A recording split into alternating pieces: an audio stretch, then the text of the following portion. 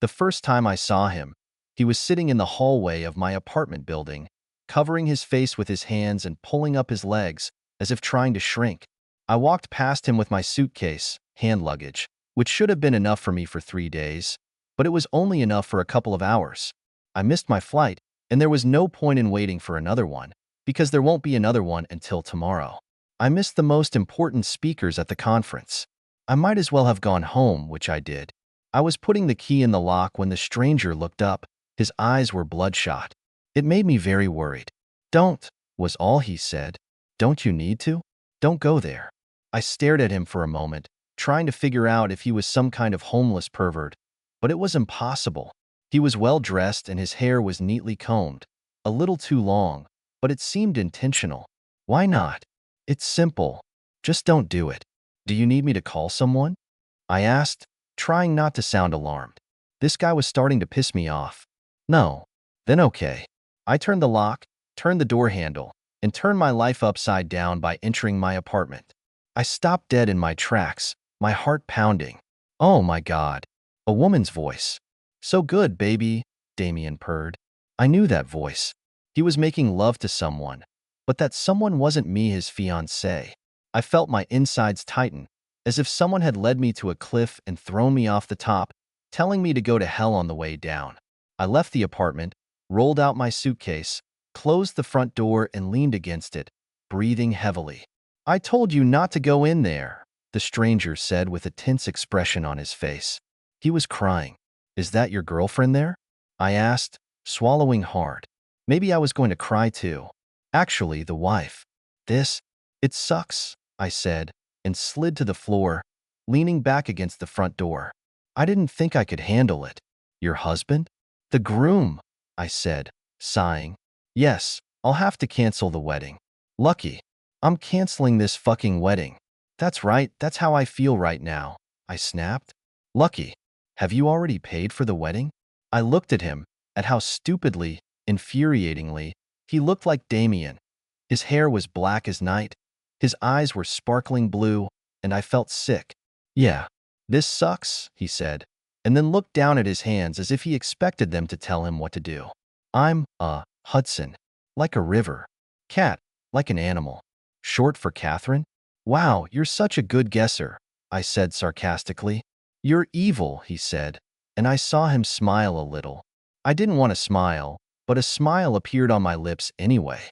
I smiled. Like a pathetic fucking idiot, I smiled at this stranger whose wife was making love to my fiancé. "Nothing evil," I said, laughing, because it was such a lie. "I can be mean. Sometimes I can be an absolute fool. It's all right. I like mean girls. Nobody likes mean girls." To me, our eyes met. He didn't look as upset as he did when I first saw him in the hall, but it still seemed like the worst day of his life. "How long have you known?" He looked over my shoulder at the door. "A few days. So you've had some time to digest this." Hudson shrugged, looking down at his hands again. "Actually, I don't think I've digested it. I still don't know if I believe it." "Well, I heard them. If I were you, I'd start to believe that." His brows drew together. "I'm trying." I sighed. "I'll have to call a bunch of sellers." Hudson nodded. "Do you think you'll get your money back?" "Maybe a little," I mused. "But most of them demand huge payment for termination of their contracts." "When is the wedding scheduled?" "In 4 months. May 20th.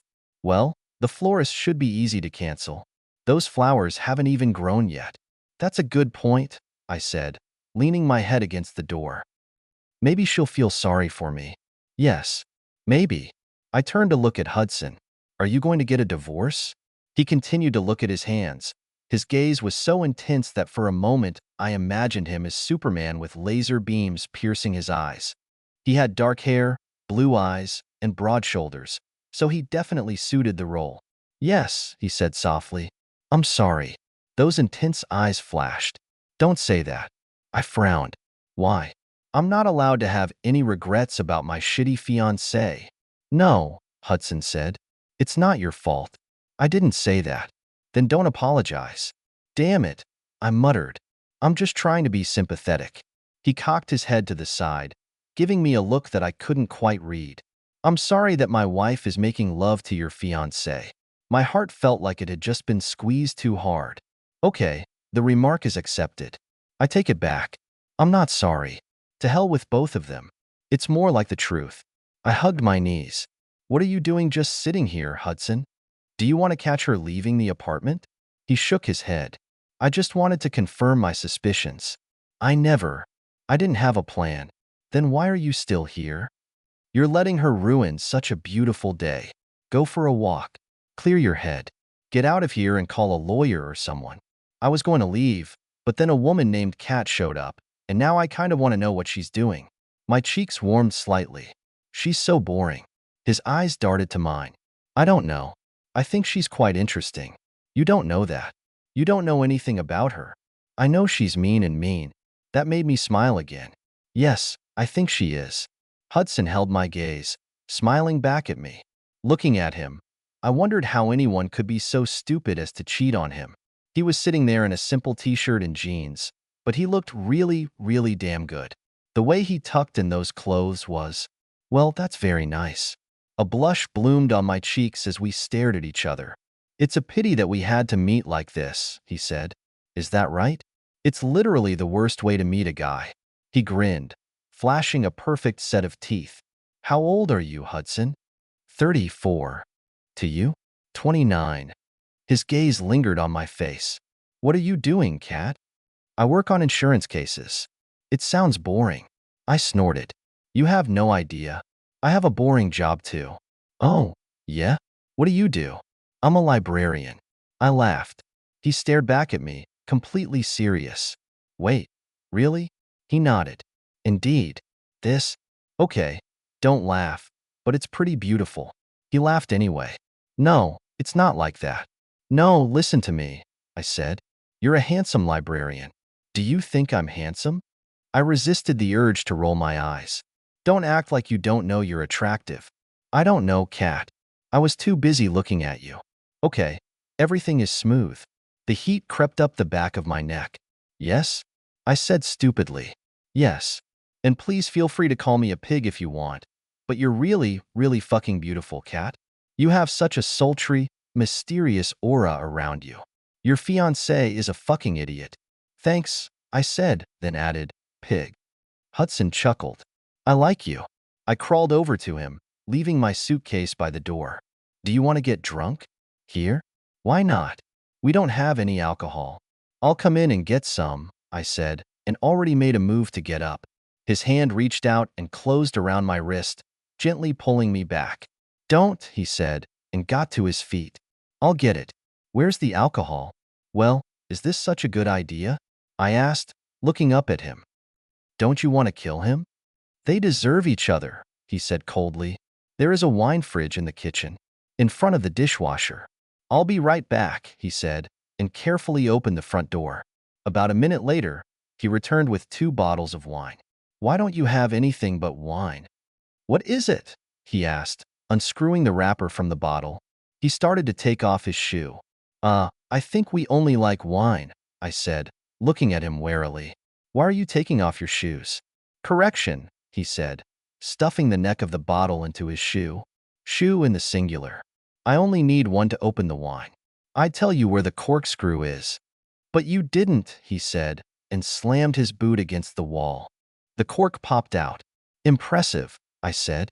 He handed the bottle of wine to me, taking another bottle and opening it the same way. Your health. We clinked our wine bottles and drank. He had been drinking much longer than I had. Red wine trickling down the corner of his mouth. When he finished, he drank half of the bottle. You don't have much here, Something, I said, pointing at his chin. He wiped it off with the back of his hand and suddenly smiled at me. Are you feeling better? I asked, amused. Yes. He sighed and added, no. Then he laughed. I think I need to drink as much as you do to be happy. I'm not happy. I don't care. Kat, don't you care that your wife is making love to my fiancé? And you? I was drinking, and I drank and drank and drank until half the bottle was in my stomach. Then I answered, no, I guess I don't care either. Although I really kind of want revenge. How can we take revenge on them? I really don't know, he said, and put on a thoughtful expression. It was pretty sweet. What does she hate? She hates it when I wear this shirt, he said, but I didn't see anything wrong with that. A Star Wars t-shirt. Not exactly revenge, in my honest opinion. Okay, well, we're definitely not going to ruin her fucking day with your shirt, I said. Let's do something terrible to even the score. A second passed when his gaze met mine. His gaze was intense, almost disarming. I knew what he was going to say even before he said it, but hearing it sent goosebumps through my body anyway. You mean what they're doing right now? Hudson and I quietly made our way into the apartment, undressing in the hallway. Is this a good idea? I whispered. No, he replied in a low voice and brought his lips close to mine, kissing me against the wall. As for the first kisses, wow. This one jumped right to the top. He kissed me like I was the most desirable woman in the world, like he needed me to literally breathe with him. He had a taste of wine and bad decisions, but I didn't really care because it was a situation of wine and bad decisions. We collapsed on the couch. Hudson River. I felt the power of his presence, as if he were a river with which he shared a name. His arms were powerful, covered with muscles. He was handsome, and I couldn't understand why anyone would cheat on a man like him, but at that moment I definitely wasn't complaining. He was mine to enjoy, at least for now. It didn't take me long to get completely naked. All our movements were hurried, but it had nothing to do with the fact that our partners were in another room. Something about the way Hudson looked at me told me that he wanted this because he wanted me. It wasn't just about revenge. I have no idea how old this thing is. This should work, I said, holding my breath. Are you sure? He asked. Please, Hudson. I need you. God, you're so perfect, he said. We both let out a groan of satisfaction, our eyes meeting. It's a terrible idea, he said. It just felt so damn good. I don't care, I said. I was dizzy with desire.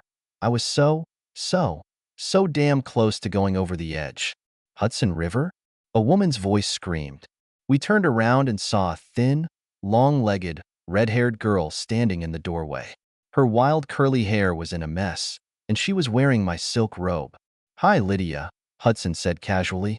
Her mouth dropped open in shock.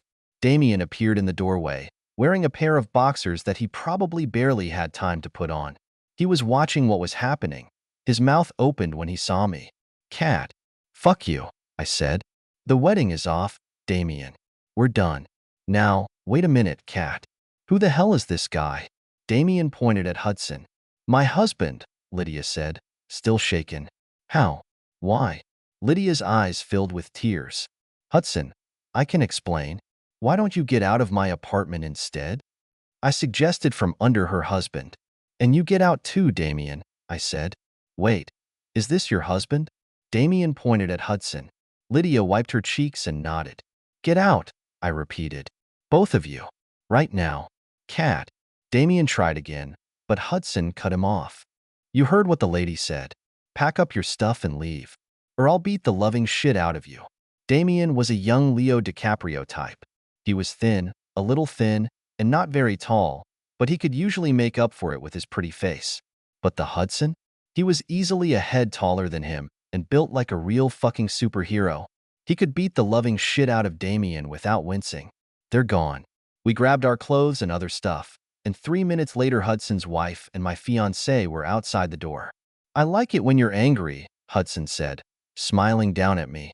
I wrapped my arms around his neck, looking into his beautiful blue eyes, and decided that I liked it too. Would it be mean of me to ask you to repeat it? Repeat it? Yes. I'm still wet and you're still hard. So I guess we have everything we need for that. Hudson laughed and kissed me.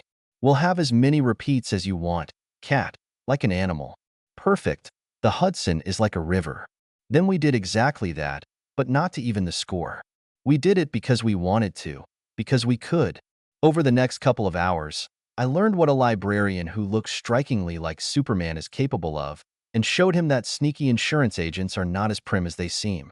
When it was all over, we looked into each other's eyes, and we both understood. The end of our relationship was the beginning of a new one.